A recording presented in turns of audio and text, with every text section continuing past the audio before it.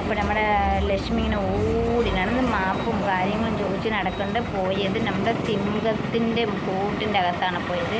നമ്മുടെ അനീഷിൻ്റെ അടുത്ത് അനീഷ് പറഞ്ഞു, എനിക്ക് ലക്ഷ്മിയോട് യാതൊരു വകയും കേൾക്കണ്ട, ഒന്നും പറയണ്ട, എനിക്ക് എന്തെങ്കിലും പറയാണ്ടുണ്ടെങ്കിൽ ഞാൻ മസ്താനിയോട് പറഞ്ഞോളാം, അതിനോടും അവളോടും ഞാൻ പറഞ്ഞോളാം എന്നൊക്കെ പറഞ്ഞ് ഓടിച്ചു വിട്ടു. അത് കഴിഞ്ഞ് നടന്ന് പിന്നെ നമ്മുടെ ഷാനവാസനോട് പോകുന്നുണ്ട്. ഷാനവാസന് അതിനപ്പുറം കൊടുത്ത് എല്ലാവരും ഇരുത്തി കഥയൊക്കെ കേട്ടു. പക്ഷെ നമ്മുടെ അനീഷ് മാത്രം ഇരുത്തിച്ചില്ല, നിന്നിച്ചില്ല, ഒന്നുമില്ല.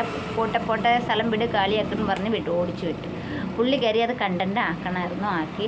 അത് കഴിഞ്ഞപ്പോൾ പിന്നെ ഷാനവാസിനോട് പറയണ്ട. അപ്പോൾ ഷാനവാസ് പറഞ്ഞു, നിനക്ക് ചോദിക്കുന്ന നീ എന്തിനാ ഓണിയനോട് മൈക്കിടാൻ പറഞ്ഞേ?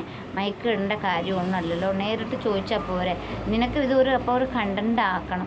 പുള്ളിക്കാരൻ നമ്മുടെ ഇന്നിപ്പം ചേട്ടൻ മൈക്ക് ഇടണം പറഞ്ഞു. അപ്പം കണ്ടൻ്റ് ആക്കണം, അത് കാരണമാണ് നീ ചോദിച്ചത് പറഞ്ഞ് ഷാനവാസ് നന്നായിട്ട് കൊടുത്തു. ഷാനവാസും കൊടുത്ത് കണക്കിന് നമ്മുടെ അനീഷും കൊടുത്ത കണക്കിന് ബാക്കി എല്ലാവരും കേട്ടു, കഥയൊക്കെ കേട്ടു, എല്ലാം ഇരിക്കാനുണ്ടായിരുന്നു.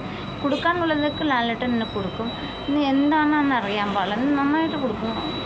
എല്ലാ വർഷത്തെ പോലെ അല്ല ഈ ലാലേട്ടൻ ഈ വർഷത്തെ പൊളിയാട്ടാ.